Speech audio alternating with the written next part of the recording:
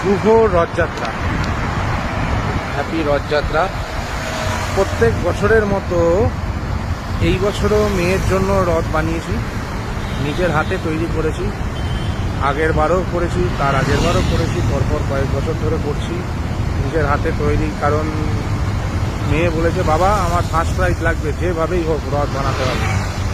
তো first prize পাওয়ার জন্যই রথ তৈরি করেছি। আর কী রথ বানিয়েছি দেখো তোমরা ভিডিওতে ফার্স্ট টু লাস্ট কীভাবে বানিয়েছি। এটা আমার নিচের বেস তৈরি হয়ে গেল। নিচের বেসটাকে একটু মোটা করেছি থার্মোকল দিয়ে আর মাস্কিং টেপ দিয়ে এটা পুরো রাউন্ড হবে। তোমরা ব্রাউন পেপারও ইউজ করতে পারো। মাস্কিং টেপ দিয়ে এটা পুরো রাউন্ড, যে গ্যাপ জায়গাগুলো রয়েছে মাস্কিং টেপ দিয়ে এটা পুরো নিচের বেসটাকে এরকম মোটা করেছি। পিলার যেহেতু হবে, নিচের বেসটা একটু মোটা হয়েছে। এখন আর একটা সাইজের কেটে নিলাম।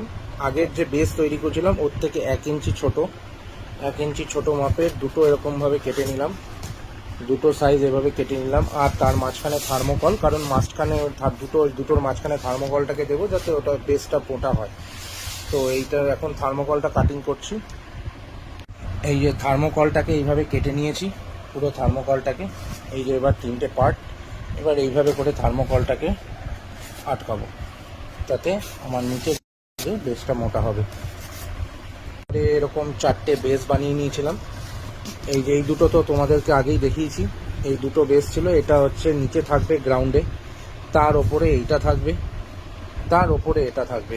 4টে বেস তৈরি করে নিয়েছি, 4টে বেস কেটে নিয়েছি। দেখো 4টে বেস করা রয়েছে। এরপরে নেক্সট এগুলো এখন কাটিং জোড়া লাগাবো, দেখতে থাকো। তো আমার দুটো বেস তৈরি করা হয়ে গেছে।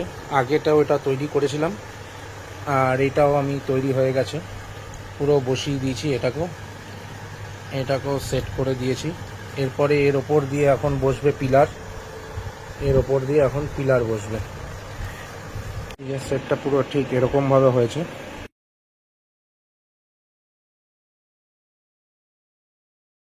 আমি এইভাবে কেটে, দেখো পিলারের জন্য আমি এরকম গোল গোল মার্ক করে নিয়েছি। এগুলো সব পিলার হবে, পিলারের জন্য গোল গোল মার্ক করে রাখা আছে। আর এইগুলো আমার আরও এখানে বেসগুলো আমি পুরো মাসলিন টেপ দিয়ে আমি করে নিয়েছি, পুরো মুড়ে নিয়েছি মাসলিন টেপ দিয়ে। এই যে এরকমভাবে হবে পুরো, দেখো জিনিসটা এই আসছে। এবার এর ওপরে পিলার বসবে।